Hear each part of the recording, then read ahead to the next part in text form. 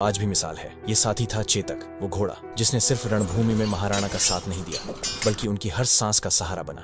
पर चेतक सिर्फ एक घोड़ा नहीं था, वो था एक जिंदा किंवदंती जिसने अपनी चतुराई और साहस से दुश्मनों के छक्के छोड़ा दिए। हिंदी कवि श्याम पांडेय जी अपनी एक कविता में लिखते हैं, रणबीज चौकड़ी भर भर कर चेतक बन गया निराला था, राणा प्रताप के घोड़े से पड़ गया हवा का पाला था।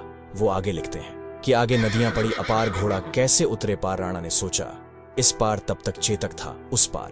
क्या था चेतक का ऐसा रहस्य जिसने उसे एक साधारण घोड़े से इतिहास का नायक बना दिया? आइए आज इस वीडियो में हम आपको सुनाते हैं चेतक की वो अनसुनी कहानी जिसने उसे इतिहास में अमर कर दिया।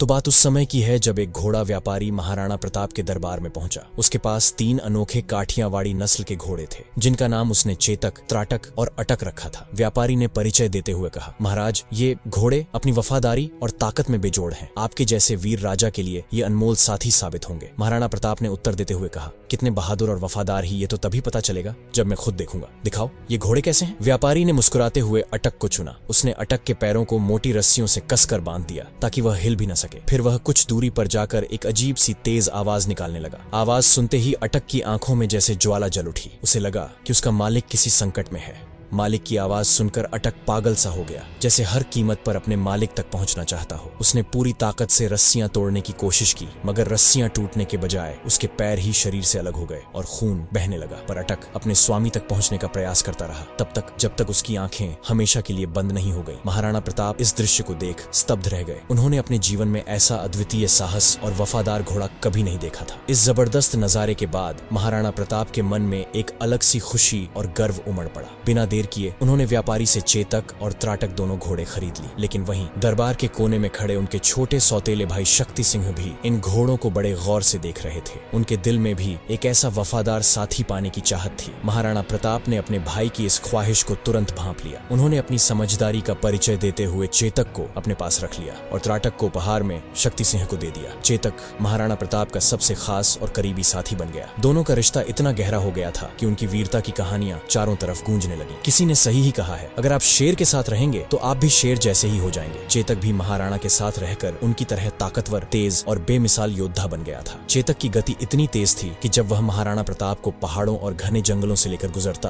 तो ऐसा लगता मानो हवा से बातें कर रहा हो। उसकी चाल में इतनी तेजी और फुर्ती थी कि जब तक दुश्मनों को यह पता कहता कि कोई पास आ रहा है, तब तक तो उनकी नजरों से मिलों दूर निकाल जाता और वह चाहकर भी उसे पकड़ नहीं पाते थे। समय के साथ महाराणा प्रताप का लगाव चेतक के प्रति बढ़ता गया और चेतक भी अपने स्वामी के प्रति अटूट निष्ठा और प्रेम दिखाने लगा। समय बीतता गया और फिर आया हल्दी घाटी का महायुद्ध। इस युद्ध में मुगल सेना लगभग 1 लाख सैनिकों की विशाल ताकत के साथ मैदान में तैयार थी, जबकि महाराणा प्रताप की सेना मात्र 20,000 सैनिकों की थी। मुगल सेना के पास कई शक्तिशाली युद्ध हाथी भी थे जो विनाशकारी माने जाते थे। विपरीत मेवाड़ की सेना के पास हाथियों की संख्या बेहद कम थी। ऐसी विषम परिस्थितियों में भी महाराणा प्रताप को अपने वीर योद्धाओं और खासकर अपने घोड़ों, विशेषकर चेतक पर पूरा भरोसा था। हल्दी घाटी के इस महायुद्ध में महाराणा प्रताप ने चेतक के माथे पर हाथी की नकली सूंड बांध दी थी ताकि वह मुगलों के हाथियों को धोखा दे सके। मुगलों के हाथी चेतक को देखकर उसे अपने छोटे बच्चे जैसा समझते थे और उस पर हमला नहीं करते थे। यह महाराणा की एक जबरदस्त युद्ध रणनीति का हिस्सा था जो पूरी तरह से खतरनाक साबित हो रही थी। मुगलों को लगता था कि कोई हाथी उनके पास आ रहा है और वे समझते थे कि यह एक साधारण हाथी है, लेकिन यही उनकी सबसे बड़ी गलती थी। जैसे ही वे चेतक को हाथी समझकर धीरे धीरे आकर उसे पकड़ने की उम्मीद करते, चेतक अपनी रफ्तार से जैसे हवा में उड़ जाता। उसकी गति इतनी तेज थी कि वह सेकंड्स में युद्ध के एक छोर से दूसरे छोर तक पहुंच जाता और मुगलों को पूरी तरह से चकरा देता, उनका पीछा करते हुए उन्हें धूल चटा देता। इस युद्ध ने चेतक को भारतीय इतिहास में एक महान नायक बना दिया। उसकी और महाराणा प्रताप की जोड़ी ऐसी थी कि जैसे दोनों बिना कुछ कहे ही एक दूसरे की हर चाल और सोच समझ जाते थे। चेतक न सिर्फ महाराणा के इशारों को समझता था बल्कि अपनी रणनीति भी खुद तैयार कर लेता था और महाराणा की सुरक्षा के लिए हमेशा तैयार रहता था। युद्ध के मैदान में जहां हर पल एक नई चुनौती होती थी, महाराणा प्रताप को अगला कदम उठाने की जरूरत नहीं पड़ती थी। चेतक पहले ही उसका अंदाजा लगा लेता था और उसे पूरा करने के लिए तैयार रहता था। चेतक की ताकत और सहन शक्ति का अनुमान इस बात से लगाया जा सकता है कि वह महाराणा प्रताप के साथ 81 किलो का भाला,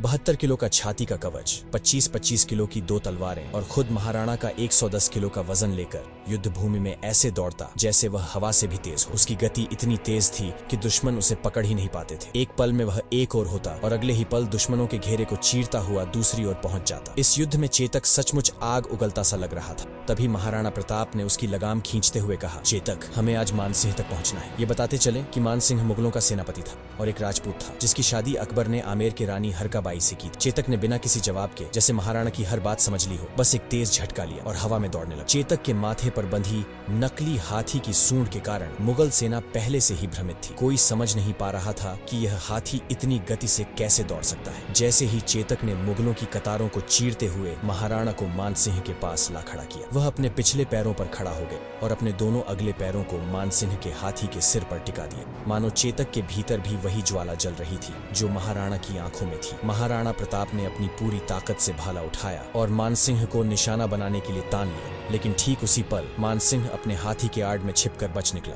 लेकिन उसका महावत मारा गया। फिर चेतक ने जैसे ही अपने पैर जमी पर रखने की कोशिश किया, तभी मानसिंह के हाथी की सूंड में बंधी तलवार से चेतक का एक पैर गंभीर रूप से कट गया। इसका फायदा उठाकर मुगलों ने महाराणा को चारों ओर से घेरने का प्रयास शुरू कर दिया। महाराणा भी युद्ध में लड़ते लड़ते अब बुरी तरह से घायल हो चुके थे और उनकी स्थिति गंभीर हो रही। इस कठिन समय में झालामन्ना, जो महाराणा प्रताप से काफी मिलते जुलते थे और लगभग उनकी जैसी कदकाठी रखते थे, तुरंत महाराणा के पास आए। उन्होंने कहा, महाराणा, आप इस युद्ध को छोड़कर चले जाएं, क्योंकि युद्ध तभी जीते जा सकते हैं जब राजा जीवित रहे। मेवाड़ को आपकी जरूरत है, आपका जीवित रहना अत्यंत आवश्यक है। महाराणा प्रताप पहले तो जाने में संकोच कर रहे थे, लेकिन चेतक की हालत देखकर उन्होंने अपना मुकुट और सिर से राज चिन्ह उतारकर झालामन्ना को सौंप दिया। इसके बाद वे घायल चेतक पर चढ़कर रणभूमि से जंगल की ओर चल पड़े। इधर रणभूमि में मुगलों को भ्रम हो गया और उन्होंने झालामन्ना को ही महाराणा समझकर उन पर हमला कर दिया। झालामन्ना ने पूरी ताकत के साथ मुगलों का सामना किया और अपने प्राणों की आहुति देकर अंतिम क्षणों तक मुगलों को रोके रखा, ताकि महाराणा प्रताप सुरक्षित रह सके। जब मेवाड़ की लड़ाई जारी थी, वहीं चेतक अपने घायल पैरों के साथ महाराणा को मुगलों से दूर ले जाने के लिए पूरी ताकत से दौड़ रहा था। उसका हर कदम दर्द से भरा था, लेकिन उसकी रफ्तार में एक भी कमी नहीं आई थी। ऐसा लग रहा था जैसे वह हवा से बातें कर रहा हो, बस अपने स्वामी को हर हाल में सुरक्षित रखने की जिद में। पीछे मुगलों का एक दल लगातार उनका पीछा कर रहा था और तभी एक मुगली सैनिक ने चेतक के घायल पैर पर भाला फेंक दिया, जिससे उसकी चोट और गहरी हो गई। फिर भी चेतक ने महाराणा को छोड़ने का नाम नहीं। अपनी आखिरी ताकत के साथ वह दौड़ता रहा। रास्ते में अचानक एक गहरा नाला आ गया और महाराणा को लगा कि शायद अब बच पाना मुश्किल है। श्याम नारायण पांडे जी ने ठीक ही लिखा था, रणबीज चौकड़ी भर भर कर चेतक बन गया निराला था। राणा प्रताप के घोड़े से पड़ गया हवा का पाला था। वो आगे लिखते हैं कि आगे नदियां पड़ी अपार, घोड़ा कैसे उतरे पार। राणा ने सोचा इस पार, तब तक चेतक था उस पार। लेकिन फिर चेतक ने अपनी जिंदगी की आखिरी और सबसे बड़ी छलांग मारी। उसने अपने आखिरी बल से वह नाला पार किया और महाराणा को दूसरी ओर सुरक्षित पहुंचा दिया। मुगल सैनिक उस नाले को पार नहीं कर पाए, लेकिन चेतक की यह छलांग उसकी अंतिम छलांग साबित हुई। जैसे ही महाराणा दूसरी ओर पहुंचे, चेतक दर्द में टूटकर गिर पड़ा और उनकी गोदी में सिर रखकर वीरगति को प्राप्त कर लिया। चेतक का यह अंतिम बलिदान महाराणा के लिए असहनीय था,